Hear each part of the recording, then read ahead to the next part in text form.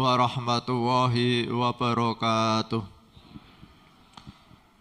Bismillahirrahmanirrahim. Alhamdulillahirabbil alamin. Bapak Ibu jamaah salat subuh Masjid Al-Hikmah Arya Mukti Pedurungan Kota Semarang yang dimuliakan oleh Allah Subhanahu wa taala. Alhamdulillahirabbil alamin. Pada pagi hari ini kita tetap istiqomah mengkaji kitab karya Hujjatul Islam Imam Al-Ghazali tentang Asmaul Husna. Semoga bermanfaat fid dini wad dunya wal akhirah. Amin amin Allahumma amin. Bapak Ibu yang saya hormati, pada pagi hari ini kita akan mengkaji Asmaul Husna yang ke-55, yaitu Al-Wali. Al-Wali yang maha melindungi adalah Allah yang mencintai dan melindungi. Di kalangan orang-orang mukmin, wali adalah orang yang mencintai Allah Azza wa Jalla dan mencintai ahli-ahlinya, membantu dia dan membantu ahli-ahlinya, dan memperlihatkan permusuhan terhadap musuh-musuhnya, sehingga siapapun mengabaikan diri dan setan. Berarti memajukan urusan Allah Subhanahu wa taala, bersahabat dengan ahli-ahlinya dan memperlihatkan permusuhan terhadap musuh-musuhnya. Maka dia adalah wali dan di kalangan manusia. Siapakah wali Allah itu? Rasulullah sallallahu alaihi wasallam bersabda, yang artinya Allah Subhanahu wa taala berfirman, barang siapa menyakiti waliku, sungguh ia telah menghalalkan permusuhan denganku. Seorang hamba yang mendekatkan diri kepadaku tidaklah cukup hanya dengan melaksanakan kewajiban yang aku perintahkan. Ia harus mendekatkan diri kepadaku dengan perbuatan-perbuatan sunnah sampai aku mencintainya. Tiadalah perbuatan yang memberatkanku seperti kebimbanganku ketika mencabut roh hambaku yang beriman, karena ia tidak suka mati dan aku tidak mau menyakitinya, padahal ia harus mati, dan itu adalah sesuatu yang tidak dapat dihindari. Bismillahirrahmanirrahim. Bapak Ibu yang saya hormati, pagi hari ini kita oleh Imam Al-Ghazali dituntun untuk mengenal lebih dekat terhadap Tuhan kita, bahwa Tuhan kita adalah Al-Wali, yaitu yang maha melindungi, yang maha mencintai. Dan di kalangan orang-orang beriman itu ada yang disebut waliyullah atau kekasih Allah. Allah ketika mencintai, melindungi hambanya, maka seorang hamba itu akan dibimbing, diberi petunjuk dan diberi kekuatan. Kekuatannya apa? Seseorang itu kalau dicintai oleh Allah Subhanahu wa taala, sehingga dia diberi kemampuan untuk bisa melaksanakan kewajiban-kewajiban yang diperintahkan oleh Allah Subhanahu wa taala. Tidak hanya itu, seseorang yang dikasihi oleh Allah itu tidak cukup hanya dengan melaksanakan kewajiban-kewajiban, tapi dia mampu melaksanakan sunnah-sunnah yang ada. Bahkan karena saking cintanya pada Allah Subhanahu wa taala itu, sehingga tidak lagi diukur dengan kondisi kemampuan manusia. Ada kekasih Allah yang benar-benar bisa mengatur waktunya itu dari bangun tidur sampai tidur kembali, aktivitasnya adalah semuanya itu untuk Allah Subhanahu wa taala. Dan seorang wali itu oleh Allah Subhanahu wa Ta'ala itu diberi yang namanya karomah atau keramat. Ini tanda seseorang kalau itu dia mempunyai karomah atau keramat, maka dia itu adalah kekasih Allah. Sebagaimana seorang rasul, seorang nabi, itu oleh Allah Subhanahu wa Ta'ala diberi namanya mukjizat. Mukjizat atau karomah atau keramat itu segala sesuatu yang di luar kebiasaan. Api, Pak Sigit ya, kalau dipegang mestinya panas. Tapi karena ini merupakan mukjizat atau karomah, maka api itu tidak panas. Secara akal, seseorang itu bisa berjalan, tidak bisa berjalan di atas air. Tapi karena itu merupakan mukjizat atau karomah, maka bisa aja orang itu bisa berjalan di atas air, Pak Yudi ya. Seseorang yang menempuh perjalanan dari Jakarta sampai Surabaya naik sepeda ontel, Pak Yudi. Secara akal harus membutuhkan berhari-hari. Tapi karena ini merupakan karomah dari Allah Subhanahu wa Ta'ala, merupakan keramat dari Allah Subhanahu wa Ta'ala, maka cukup hitungan jam. Ini jadi wali-wali Allah, kekasih-kekasih Allah itu diberi yang namanya karomah dari Allah Subhanahu wa Ta'ala. Lalu sesuatu yang di luar kebiasaan ini oleh Allah Subhanahu wa Ta'ala itu dibagi dua. Kalau karomah, sesuatu yang di luar kebiasaan, orang bisa berjalan di atas air, orang bisa memegang api tanpa rasa panas, diberikan pada orang yang beriman, ini namanya karomah atau keramat. Tapi kalau itu diberikan pada orang yang tidak beriman, itu namanya istijrot. Jadi kalau ada orang kok bisa berjalan di atas air tapi dia tidak sholat, wah itu bukan wali itu Pak Yudi. Itu orang yang dilulu, bahasa Jawanya, dilulu oleh Allah Subhanahu wa Ta'ala. Jadi kita jangan tertipu terhadap orang-orang yang punya kelebihan. Kelebihan dalam arti bisa berjalan dalam waktu yang singkat, bisa melakukan sesuatu yang katakanlah menyembuhkan. Orang sakit ini datang ke si A, kok sembuh, nanti ada orang lagi secara medis ini harus operasi, tapi kok datang ke dia dengan kasih air Pak Sigit ya, bisa sembuh. Tapi orang ini tidak pernah sholat, tidak pernah ke masjid. Kita jangan tertipu. Karena ini memang Allah memberikan itu kepada orang yang beriman dan kepada orang yang tidak beriman. Bedanya kalau itu diberikan pada orang yang beriman dinamakan karomah. Tapi kalau diberikan pada orang yang tidak beriman namanya istijrot.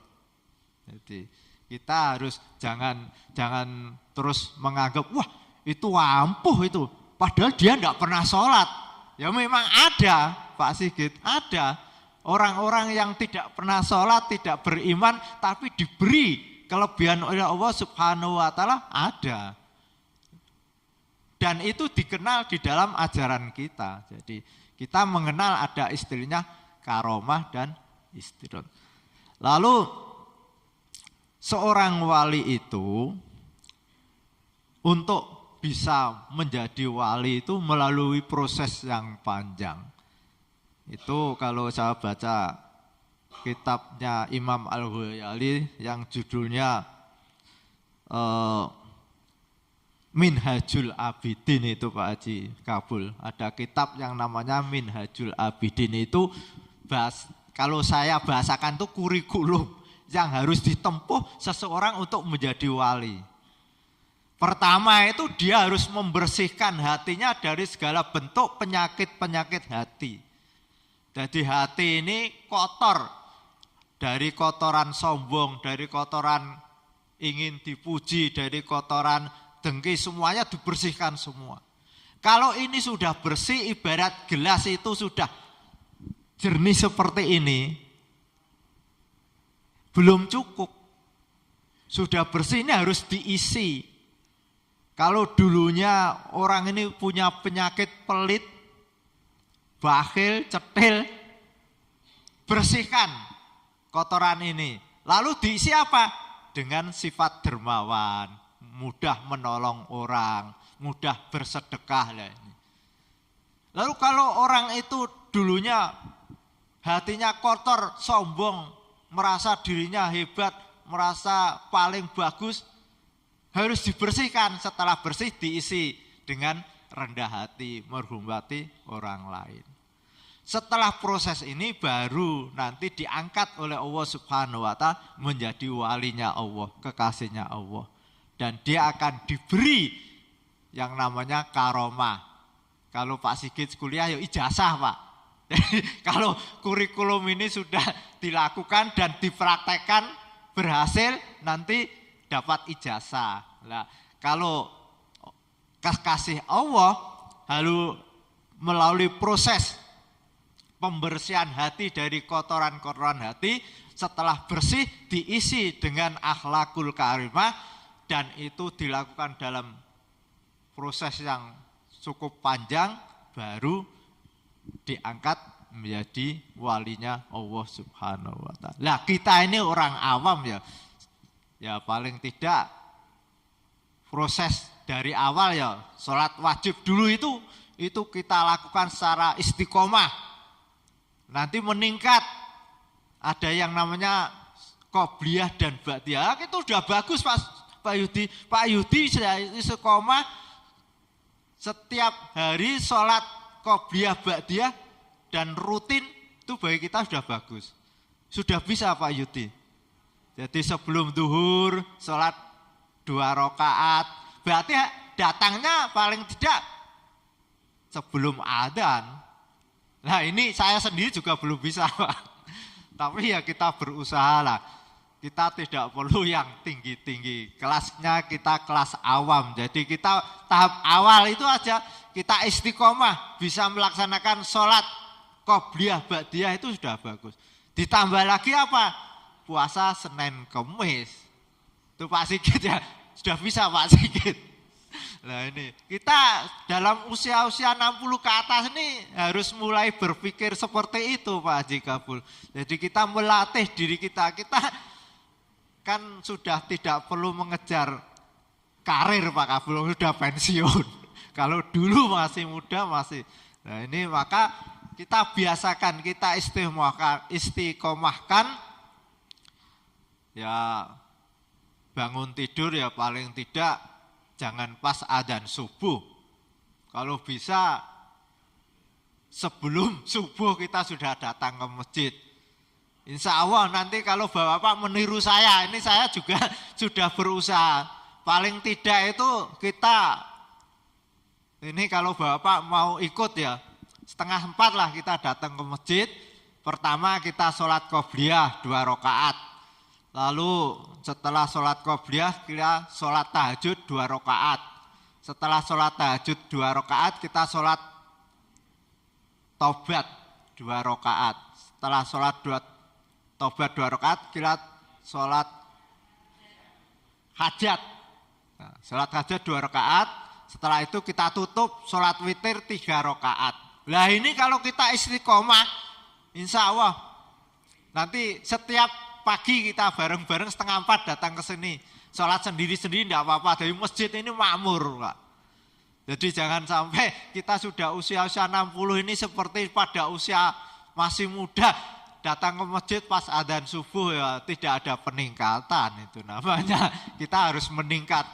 Dan ini saya peroleh dari saya baiat dengan Mbah Munib. Jadi ketika saya baiat mengikuti thariqahnya Mbah Munib itu, Mbah Munib Girikusumo, saya setiap malam itu harus melakukan sholat tahajud 2 rakaat, sholat tobat 2 rakaat, lalu sholat hajat 2 rakaat, sholat witir 3 rakaat. Nah, ketika pada waktu pada waktu tahiyat mau salam itu kita tutup doa.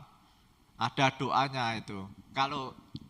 Kalau bisa, Allahumma lakal hamdu anta qayyimus samawati wal ardh wa man fihinna walakal hamdu anta malikus samawati wal ardh wa man fihinna walakal hamdu anta nurus samawati wal ardh wa man fihinna walakal hamdu antal haq wa wa'duka haq wa liqa'uka haq wa qauluka haq wal jannatu haq wan naru haq wan nabiyuna haq wa Muhammadun sallallahu alaihi wasallam haq wasa'atu haq.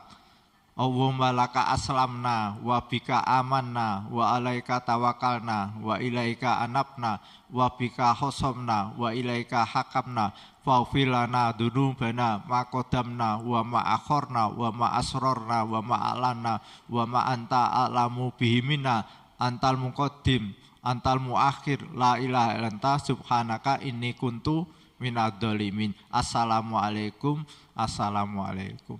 Kalau bisa, kalau enggak bisa ya setelah Allahumma inni a'udzubika min adzabil qabri wa min adzabin nar wa min fitnatil mahya wal mamati wa min fitnatil masiihid dajjal. Jangan lupa setelah itu kita tutup Rabbi fili wali walidayya warhamhuma kama rabbayani shaghira 3 kali. Setelah itu baru salam. Jadi kita selalu menghubungkan diri kita dengan orang tua kita. Jadi ketika kita mau salam selalu ingat. Jadi Bapak barangkali belum melakukan, belum mulai besok dilakukan. Jadi setelah kita berdoa Allahumma inni a'udzubika min adzabil qabri wa min adzabin nar wa min fitnatil mahya wal mamati wa min fitnatil masiihid dajjal. Jangan lupa Rabbi fili wali walidayya warhamhuma kama rabbayani shaghira 3 kali. Itu Pak Haji Narto ya. Kita selalu itu merupakan bentuk apa itu? Kita harus berbakti kepada orang tua. Birrul walidain. Jadi birrul walidain itu walaupun toh orang tua kita sudah meninggal, maka bentuknya adalah kita doakan agar selalu diampuni oleh Allah Subhanahu wa ta'ala. Ketika kita sholat, kita ingat bahwa kita bisa besar, bisa sholat ini karena jasa orang tua kita. Ya Pak Sigit ya. Jangan lupa sama orang tua kita. Kalau kita tidak lupa pada orang tua kita, nanti anak-anak kita juga tidak lupa pada diri kita. Al-Fatihah. A'udzubillahi minasyaitonir rajim. Bismillahirrahmanirrahim. Alhamdulillahirabbil alamin arrahmanirrahim maliki yaumiddin. Iyyaka na'budu wa iyyaka nasta'in. Ihdinas siratal mustaqim. Siratal ladzina an'amta 'alaihim ghairil maghdubi 'alaihim waladdallin. Amin. Bismillahirrahmanirrahim. Subhanakallahumma wa bihamdika asyhadu an la ilaha illa anta astaghfiruka wa atubu ilaik. Assalamualaikum warahmatullahi wabarakatuh.